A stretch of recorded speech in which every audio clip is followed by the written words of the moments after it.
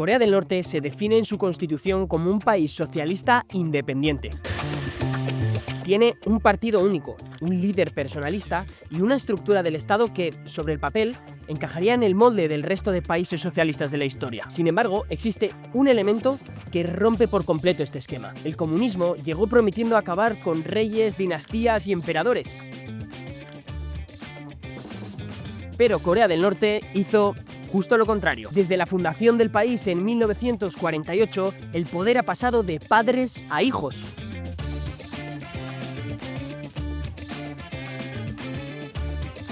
La maquinaria de propaganda estatal se ha encargado de convertir a la sociedad norcoreana en una gran familia, de la que por supuesto los Kim son la cabeza. Así han logrado ligar de manera inseparable el apellido de los Kim con el futuro de toda la nación. Pero esto plantea una cuestión incómoda para el régimen. ¿Cómo puede un país que se dice socialista mantener a una familia en el poder? Hoy, en el orden mundial, hablamos de la monarquía hereditaria de Corea del Norte.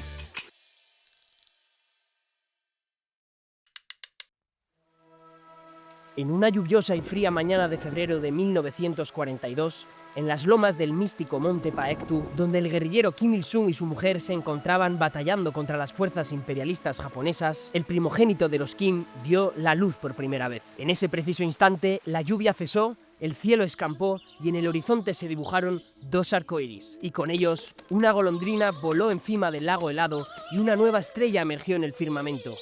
Había nacido la nueva estrella del monte Paektu. O bueno, al menos esta es la narrativa que el régimen lleva impulsando desde los años 60 para dar un aura divina a la familia Kim. Porque, según documentos soviéticos, Kim Jong-il nació en realidad en 1941 en una base militar en Siberia, sin arcoíris ni nada raro. El aparato de propaganda norcoreano retrasó el año de nacimiento de Kim Jong-il a 1942, para que este se llevara con su padre exactamente 30 años, un número redondo y muy simbólico en la cultura coreana. Y es que el régimen no ha cesado de publicar propaganda relativa a este dichoso monte Paektu. Murales, películas, visitas oficiales... Pero, ¿para qué inventarse todo esto? Fíjate en este mapa de Corea del Norte.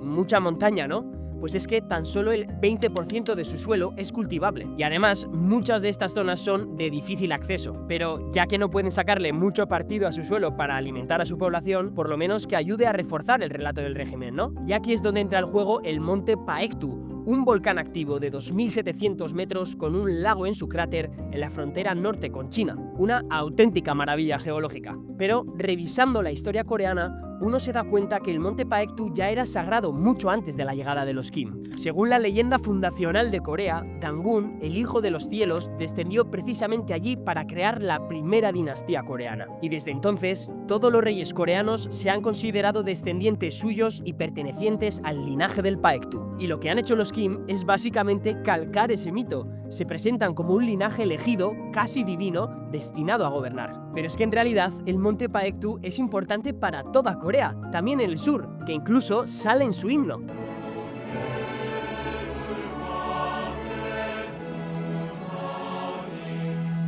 Y fue precisamente en el monte Paektu donde Kim Jong-un se reunió en 2018 con el presidente surcoreano Moon Jae-in, como símbolo de unión de toda Corea. Bueno, cuando se llevaban bien. Pero espérate, porque hay más paralelismos. A ese ser mitológico, Dangun, que os mencionaba antes, también se le conocía como el Hijo del Sol. Y a Kim Il-sung, en los años 40, se le empezó a apodar como el Sol de la Nación. Me permitiréis el paréntesis, pero esa asimilación del líder con el sol me recuerda mucho más al rey Luis XIV, conocido como el Rey Sol, o a los emperadores japoneses, que supuestamente eran descendientes de la diosa Amaterasu, la reina del sol. Ya veis, todo muy socialista. En definitiva, el establecimiento de un linaje casi divino otorga al régimen una legitimidad de sangre difícil de cuestionar. Si Kim Il-sung es nuestro presidente eterno y tenemos que seguir con su voluntad, ¿quién mejor que su hijo, y a su vez el hijo de este, para continuar con su proyecto? Con la transferencia hereditaria del poder, Corea del Norte resolvió el problema de la sucesión que tantos quebraderos de cabeza había traído a otros regímenes socialistas. Y por eso, el poder en Corea del Norte no va de nombres, sino de apellidos. Si no posees sangre Kim en tus venas, el puesto de líder supremo no es para ti. Además de una buena historia épica, el régimen también necesitaba un mejor empaque para que la población comprara esta narrativa. Y ese elemento lo encontraron en el nacionalismo familiar. 바람처럼 따사로워라 아버지 그 품처럼 자유로워라 수라의 천만 자식 한 품에 안고 총을 다해 보살피시네 노래하자 김종국 위대하신 용도자 Amor materno, benevolencia, cordialidad paterna. Todo términos que hacen referencia a la familia, a sentimientos que solemos percibir en nuestros padres. Y es que en los años 70, cuando las élites norcoreanas estaban debatiendo sobre la sucesión padre-hijo, se dieron cuenta de que los términos marxistas, complejos y enrevesados, transmitían poca cercanía a las masas. Por eso, los ideólogos del Juche, la ideología oficial de Corea del Norte, comenzaron a desplazar el marxismo-leninismo a favor de una retórica familiar que apelara de manera más directa a los sentimientos de la población.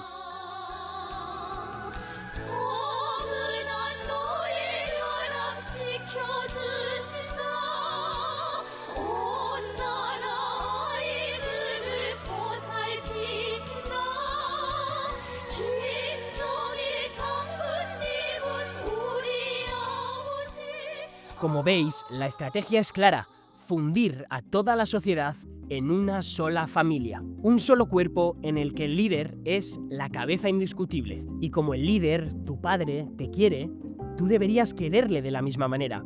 Esa es la lógica que impera detrás de la propaganda. Pero estos conceptos familiares no surgieron de la nada, ni se los inventaron los Kim. En realidad, son elementos que, una vez más, estaban ya presentes en la cultura tradicional coreana. Beben del confucianismo, esa filosofía tradicional de los países de Asia Oriental, y del chondoísmo, la religión autóctona de Corea. Y aquí encontramos dos conceptos clave que son la base de este nacionalismo familiar: la piedad filial y el amor materno. La piedad filial es una de las virtudes del confucianismo, que se basa en el respeto, la devoción y la obediencia incondicional a mayores y antepasados. Y en Corea del Norte, este precepto familiar se extrapola a nivel nacional para fomentar el culto al líder. Porque si eres un niño norcoreano que ha crecido escuchando canciones que afirman que Kim Jong-un es tu padre y que Kim Il-sung sigue vivo entre nosotros, ¿cómo no vas a aplicar ese concepto de piedad filial con tus líderes? La otra cara de la moneda es el amor materno. Un líder presentado como un tierno cuidador de niños, atento a las necesidades de su pueblo y siempre dispuesto a servir.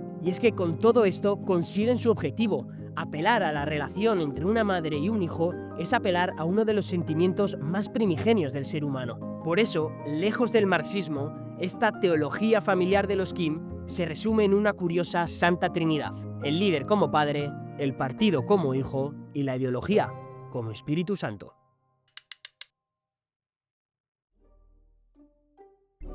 Con todo esto entre manos surge la pregunta del millón.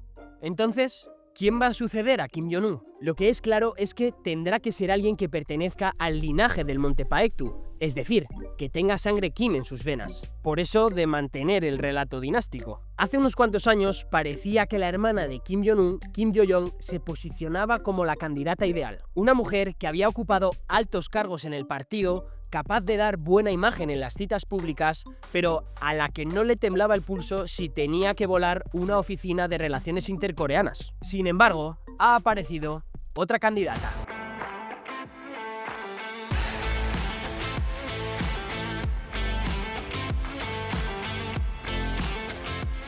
Kim Yoo-ae es, según se cree, la tercera hija de Kim Jong-un y por el momento la única que se ha mostrado con interés y valía para postularse como heredera. No podemos prever el futuro, así que vamos a ver si existe algún denominador común con las anteriores sucesiones. En la época de presidencia de Kim Il-sung, su hermano, Kim Jong-il, era secretario de organización del partido y miembro del comité central. Puestos de altísimo rango dentro del partido y que indicaban que era el número 2 del régimen y por tanto candidato a la sucesión. Sin embargo, en 1974 el presidente escogió a su jovencísimo hijo Kim Jong-il como heredero y su hermano jugó el papel de mentor con el joven presidente. ¿Y qué pasó con Kim Jong-il? Pues que el esquema se repite. El marido de su hermana, Jang Son-taek, era el vicepresidente de la Comisión Nacional de Defensa, y los rumores también apuntaban a que era el mejor posicionado para heredar el poder. Pero recuerda lo que decíamos al comienzo del vídeo: si no posees sangre Kim en tus venas, el puesto de líder supremo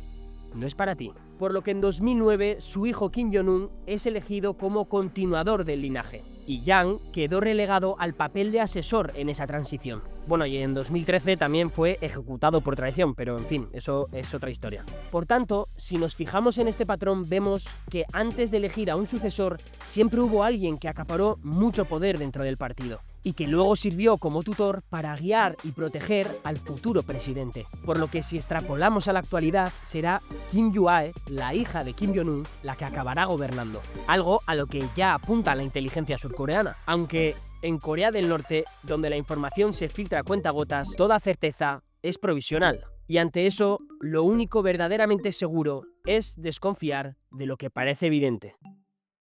En el orden mundial vamos a seguir tocando este tipo de temas, así que si te interesa el futuro de Asia Oriental y quieres tener el contexto para entenderlo, suscríbete al canal. Y de paso, déjanos en comentarios qué otros temas te gustaría que tocásemos. ¡Hasta la próxima!